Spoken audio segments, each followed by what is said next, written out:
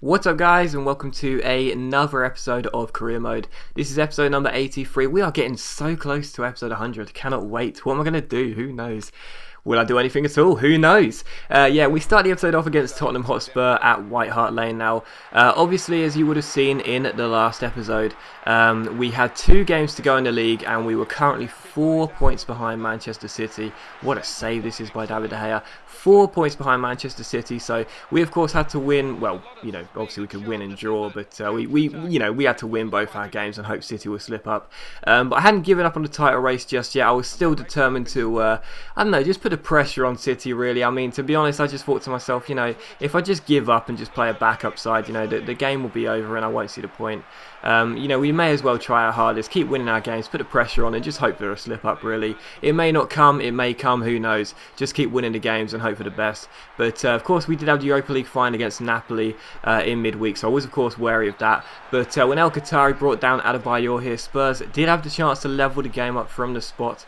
God, I love my team. I'm just looking at those 3 players. They're so awesome. And Adebayor stepped up against David De Gea. Would he put the ball past De Gea? Well, he decided to be an idiot, chip it down the middle, and De Gea stood still. So De Gea makes the save. He had a very good game in this game, David De Gea. He made another good save here to deny Dembele.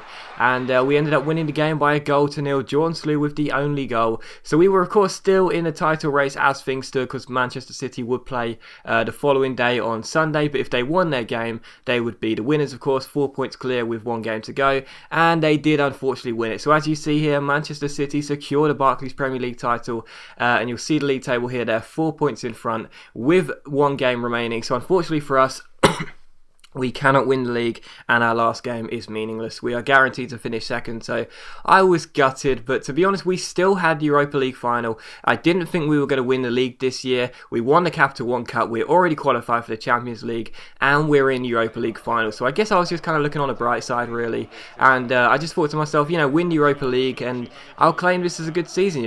My primary objective was win 1 domestic cup, which we did in the Capital One Cup, and qualify for the Champions League, which we've done. So anything else would have been a bonus. Winning the league would have been a bonus, and even winning the Europa League would have been a bonus. So to be honest, winning the Europa League would have been a nice bonus, but now it's our primary concern. We've got 2 games left. This is the main one. Beat Napoli in the Europa League final, and I will be very pleased with how this season has gone. But obviously Napoli would be a very strong side. Edison Cavani's former club, of course, who we signed off them in January. So I was obviously very, just very determined to win for his sake. But I knew they'd be very good. Obviously they've got such a great attacking lineup, and I think Hamsik is a superb central midfielder. So they've got a very good side, and this is a very, very strong Europa League final. But Edison Cavani picks up the ball here and finds Gonalons. He finds Raheem Sterling. Sterling plays an amazing ball out wide to Gareth Bale. His shot is well saved. The opening few minutes really were superb. Then the game died down, but just after the half-an-hour mark, Sterling picks up the ball here. Nice piece of dribbling by Sterling to release Yunus Belhanda, and I'll tell you what, you are not going to see a better cross than this. That is inch perfect. That is right in the corner. That probably would have gone in the top corner anyway, and if not, well, Gareth Bale just can't miss from there. Absolute, that is just an amazing cross by Belhanda. That was a superb ball in, and Bale is not going to miss there. And just a couple of minutes after that, Zuma wins the header here, and Maxime Gonalons, who I just love Gonalons. He's such a great player on this game. Gonalons finds Cavani, and I tell you what, guys, when Gareth Bale is in the mood, he is in the mood. He is unstoppable in real life. He is unstoppable on the game. If you have the money and you play career mode, get yourself Gareth Bale, because when he's in form, he is so hard to stop.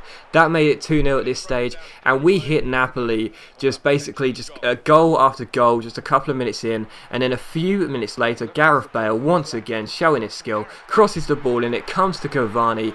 Oh, just perfect from Cavani against his former club. What a great goal, muted celebration, 3 goals in the space of about 10 minutes, absolutely incredible, and Napoli were done at half-time.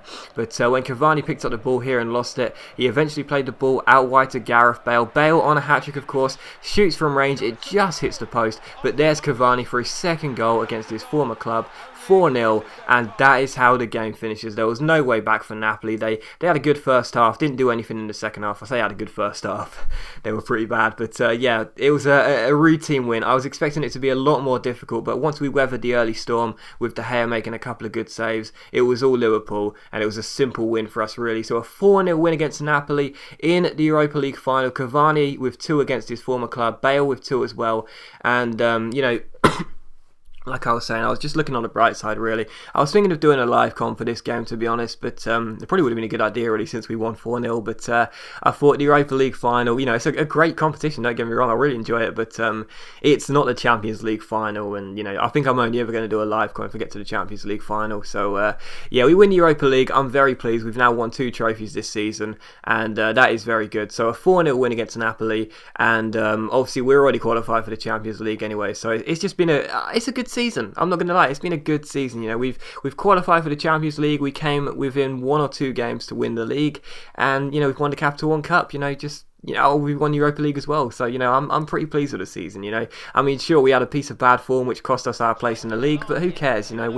We've had a good season as far as I'm concerned. But the final game was, of course, against West Bromwich Albion. It would, of course, be Steven Gerrard's final game for the club, and it just felt great to score with Gerrard. I'm not gonna lie, I was passing to Gerrard all the time, just hoping he would get a goal on his final game for Liverpool at Anfield, of course. And yeah, I was just so pleased I managed to get a goal with him. But I made a double substitution here. I also played quite a weak side in this game because we have, of course, already won the league. Won the league. We, of course, can't win the league. We're guaranteed a second place finish.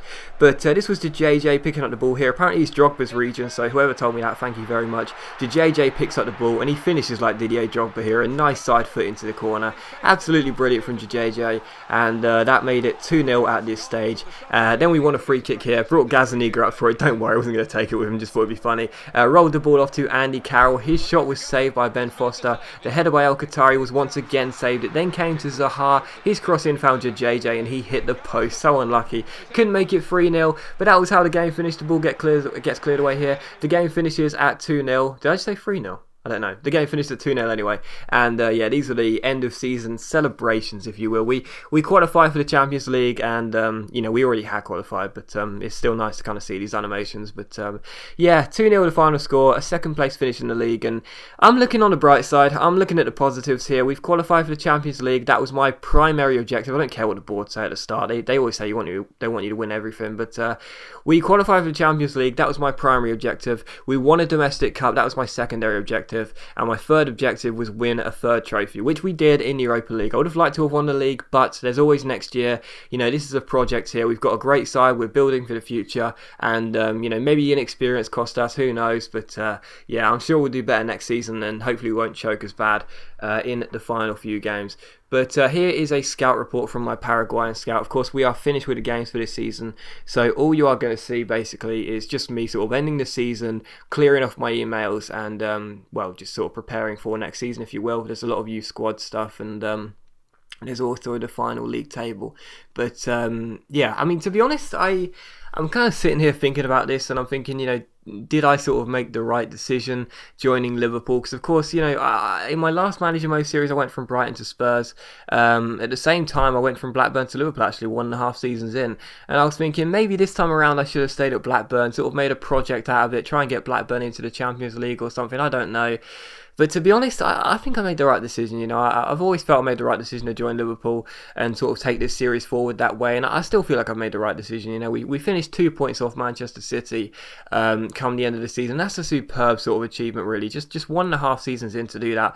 I think that's very good, considering Liverpool are sort of considered to be a sort of a mid-table with the top half team in real life nowadays. Not the sort of the Champions League standard they were several years ago. But here's the top scorer and assist and clean sheets table. I don't think Cavani actually placed on that, despite arriving in January and doing superbly. But assists, man, I'm so good at assists. I seem to have always have players up there. But De Gea leads the way in the clean sheets. That was nice to see, because obviously we signed De Gea on a swap deal with Reina in the summer of last year. So De Gea finishing top in the clean sheet list was very nice. And yeah, we've also got some. I've got to be honest as well. My youth academy is looking really good. I've got some some fairly average players in there, fairly bog standard players that will probably get released in the summer. But you'll see my youth squad in a moment. I honestly think that I've got some players who can sort of step up and sort of get promoted on first team contracts, not in the first team obviously, but get professional contracts come the start of next year, because a couple of them look really good. I mean, like I say, some of them look really poor. I mean, there's a couple that really haven't developed, but that guy looks very good. There's a lot of 60s already in the overall, even though they're already like 14, 15, 16. There's a lot of 60 overalls plus, which is great, and there's just some great players in this youth academy. So I'm definitely looking forward to next season. Definitely looking forward to the long-term future of Liverpool. I really do think we've got a good chance to be a dominant force in Europe over the next few years. And I have had some comments from you guys saying, when am I going to leave Liverpool? You don't mind me staying? I did say that I wouldn't be at Liverpool forever. I know that. But for the time being, I really want to win the league with Liverpool. I really do want to win their first Premier League title. If I can do that, then yeah, I think I'll sort of look for a new job after that. But otherwise, I'm going to stay at Liverpool. But yeah, I mean, who knows? Anything can happen, I mean, I haven't got any I haven't got any job offers in yet. If someone like Real Madrid or Barcelona came in, I'd consider it. But for the time being, I'm perfectly happy at Liverpool. Hopefully, you guys don't mind me staying here, and I plan to be here for the next season at least. But as always, guys, a big thank you for watching this video. I really hope you have enjoyed it, and hope you're glad that we won the Europa League. And hopefully, you're looking like me on the positive side. And I'll see you for the next season very soon.